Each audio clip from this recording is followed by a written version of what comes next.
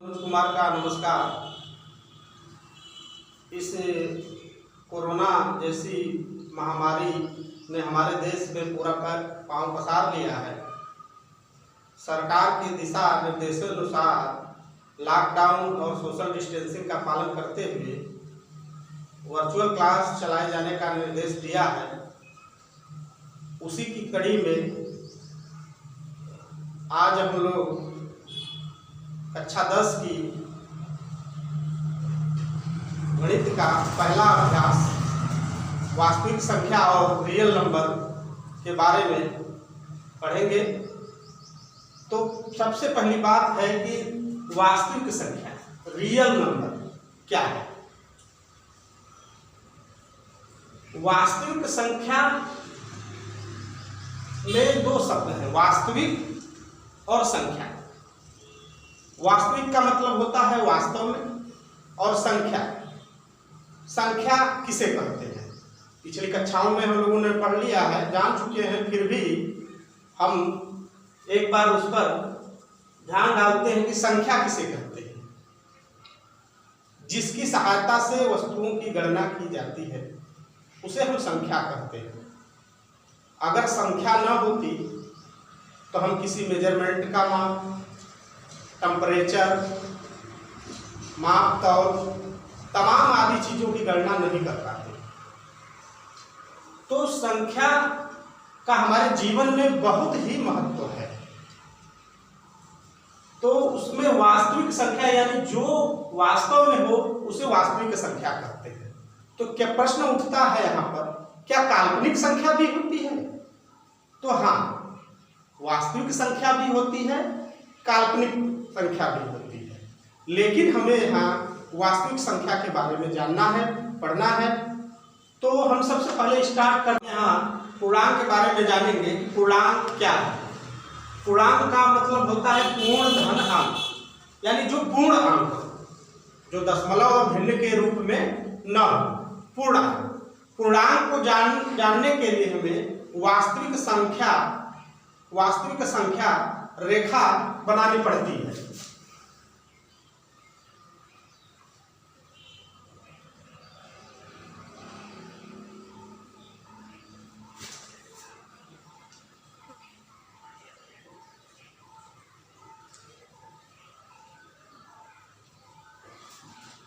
यहां पर हम क्या देखते हैं कि बीच में 0 है, इधर 1 2 3 4 धनात्मक है और इसके 0 की बाईं तरफ ऋणात्मक है, -1 -2 -3 -4।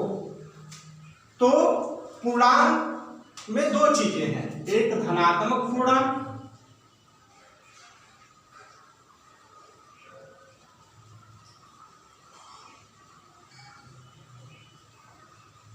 दूसरा है ऋणात्मक पूर्णांक।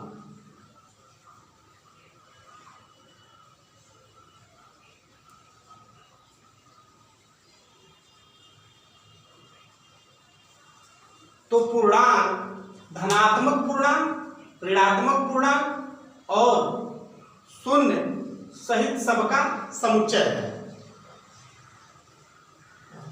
0 की दाहिने की तरफ धनात्मक पूर्णांक और 0 के बाईं तरफ ऋणात्मक पूर्णांक। पूर्णांक के बाद आता है पूर्ण संख्या। पूर्णांक के बाद आता है पूर्ण संख्या। तो पूर्ण संख्या क्या है?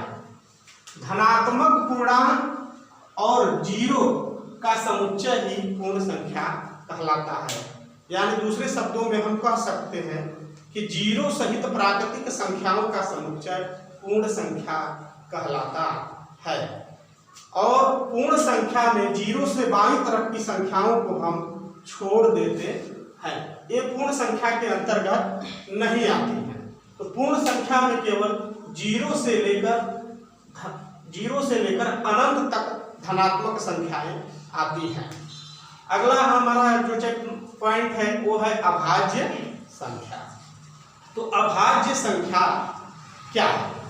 तो अभाज्य संख्या क्या है, इसको जानने के लिए हम देखेंगे यहाँ पर, जैसे 2 है, 1 2, 3 है, 1 3, 5 है, 1 5 अर्थात जिनके केवल 2 गुणनखंड हो, अर्थात जिनके केवल 2 गुणनखंड हो।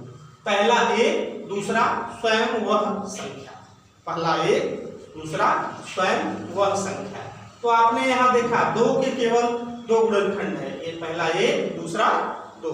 3 के केवल 2 गुणनखंड है, पहला एक, दूसरा 3। 5 के केवल 2 गुणनखंड है, पहला एक, दूसरा 5।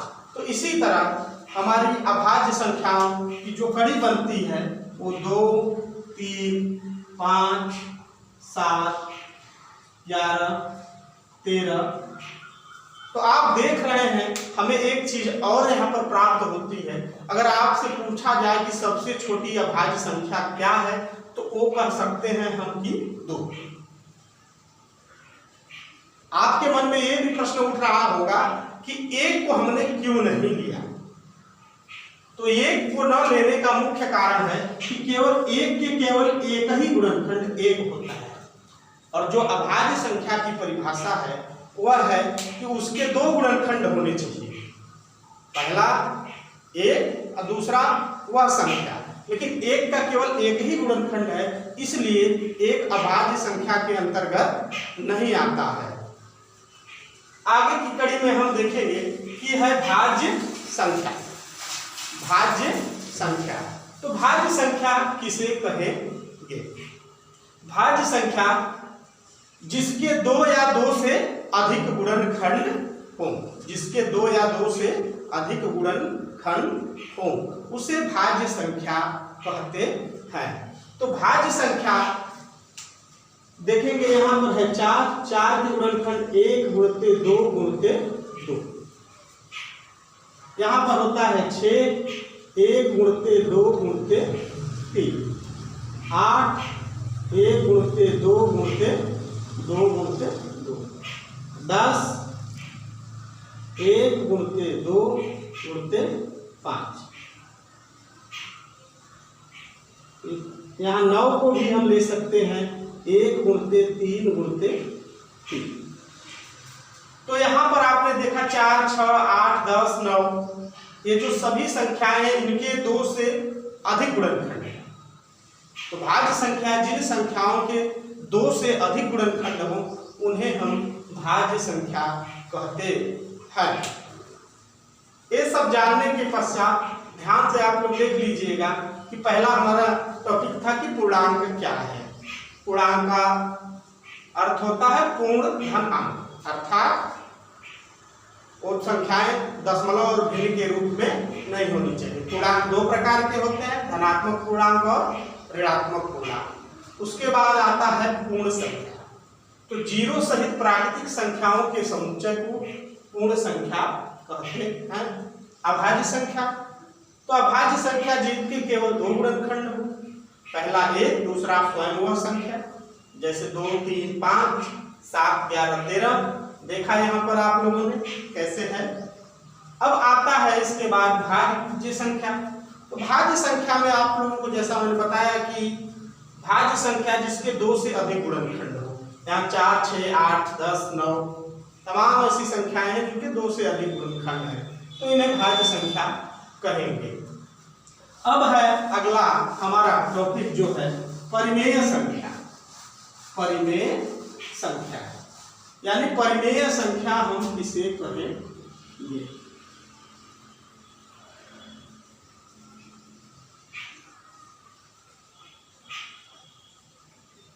रेशनल, इसको इंग्लिश में बोलते हैं रेशनल नंबर।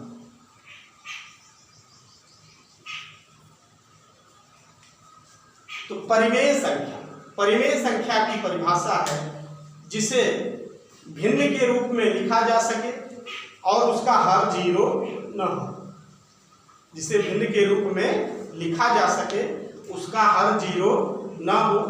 वह संख्या धनात्मक भी हो सकती है, ऋणात्मक भी हो सकती है, उसे हम परिमेय संख्या कहेंगे।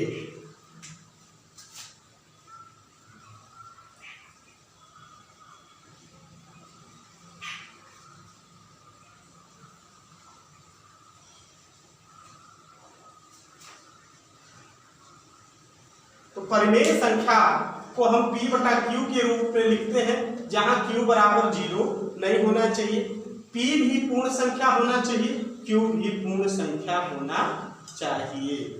तो यानी परिमेय संख्या जिसे भिन्न के रूप में लिखा जा सके, जिसका अंश और हर दोनों ही पूर्ण संख्या हो, जहां उसका हर 0 नहीं होना चाहिए। अगर हर 0 हुआ तो उसका मान अनंत आएगा, तो जब अनंत आएगा तो किसी भी सिचुएशन में वह परिमेय संख्या नहीं होगी। तो हम इसको देख सकते हैं, 2 है, 4 है, 3 है, -2/5 है, -1/7 है, -6 है। सभी ये संख्याएं परिमेय संख्या होंगी, ये वो या तो वो धनात्मक हो चाहे ऋणात्मक है। तो यहाँ आपने देखा 2 तो भिन्न के रूप में नहीं है, लेकिन हम इसको 2/1, 4/1, 3/1, ये 2/5, 1/7, ये ऋण 6/1, इसको अंश और हर के रूप में हम इसे ऐसे लिख सकते हैं। तो ये p बटा q के रूप में हम इसको ऐसे लिख सकते हैं। तो ये परिमेय संख्या हुई, जिसका हर 0 नहीं है, ये परिमेय संख्या है। तो यहाँ प्रश्न अब आता है अपरिमेय संख्या। अब आता है अपरिमेय संख्या, अपरिमेय संख्या, इरेशनल नंबर, इरेशनल नंबर। तो अपरिमेय संख्या किसे कहते हैं? अपरिमेय संख्या किसे कहते हैं? तो जिसे p बटा q के रूप में न लिखा जा सके, जिसे p बटा q के रूप में न लिखा जा सके, अर्थात जो भिन्न के रूप में न हो, जो भिन्न के रूप में न हो, उसे हम कहेंगे अपरिमेय संख्या, जहां q बराबर 0 नहीं होना चाहिए इसमें भी। तो अब जैसे हो गया करड़ी में 2, करड़ी में 3, पाई, ठीक है। तो यहाँ देख रहे हैं आप लोग, करड़ी में 2, करड़ी में 3, पाई है। तो ये सब अपरिमेय संख्याओं का उदाहरण है। लेकिन आप यहाँ पर आपके मन में प्रश्न आ रहा होगा कि करड़ी में 2/1, तो हम इसको तो लिख ही सकते हैं, पाई बटा 1 लिख सकते हैं। आपके मन में ये प्रश्न बराबर आ रहा होगा कि करड़ी में 2/1 इसको हम लिख सकते हैं, करड़ी में 3/1 लिख सकते हैं, पाई बटा 1 लिख सकते हैं। ये भी तो भिन्न के रूप में हो गया, फिर भी ये अपरिमेय क्यों है? तो वहां आपने परिमेय में पढ़ा कि जिसे हम भिन्न के रूप में लिख सके और दोनों पूर्णांक होने चाहिए, दोनों पूर्ण संख्या होनी चाहिए, अंश भी पूर्ण संख्या होनी चाहिए और हर भी पूर्ण संख्या होनी चाहिए। लेकिन यहाँ पर हम क्या देखते हैं कि करड़ी में 2 पूर्ण संख्या नहीं है, जबकि हर एक पूर्ण संख्या है। करड़ी में 3 पूर्ण संख्या नहीं है, लेकिन उसका हर एक पूर्ण संख्या है। पाई भी पूर्ण संख्या नहीं है और इसका हर पूर्ण संख्या है। तो ये p बटा q के रूप में होता अगर दोनों अंश और हर पूर्ण संख्या हो, तो ये परिमेय संख्या होता। लेकिन इसके जितने देख रहे हैं सबके अंश क्या है? पूर्ण संख्या नहीं है, इसलिए क्या है? अपरिमेय संख्या है। अब हमारा जो मेन टॉपिक है वास्तविक संख्या, कि वास्तविक संख्या क्या है। तो हम सीधे से सिंपल से शब्दों में वास्तविक संख्याओं की परिभाषा दे सकते हैं यहाँ पर कि पूर्ण संख्याओं के सहित ऋणात्मक पूर्णांक के समुच्चय को, पूर्ण संख्याओं के सहित ऋणात्मक पूर्णांक के समुच्चय को हम वास्तविक संख्या कहते हैं। अर्थात कहने का अर्थ होगा कि यहाँ पर 0 है बीच में, इधर इसकी दाहिनी तरफ 1, 2, 3, 4, 5, यहाँ पर -1, -2, -3, -4 और -5। तो हम कह सकते हैं कि पूर्ण संख्याओं के सहित ऋणात्मक पूर्णांक के समुच्चय, पूर्ण संख्याओं के सहित ऋणात्मक संख्याओं और ऋणात्मक पूर्णांक के समुच्चय को हम वास्तविक संख्या कहते हैं। तो हमारा आज का टॉपिक था जो रियल नंबर। आज आप लोगों को रियल नंबर के बारे में बता दिए हैं। जो इसमें अगली जो कड़ी है वो अगले वीडियो में आप लोगों के पास बता दी जाएगी। आप लोग हमेशा हम लोगों के साथ जुड़े रहें। इसी के साथ आज का चैप्टर यहीं पर समाप्त होता है। धन्यवाद।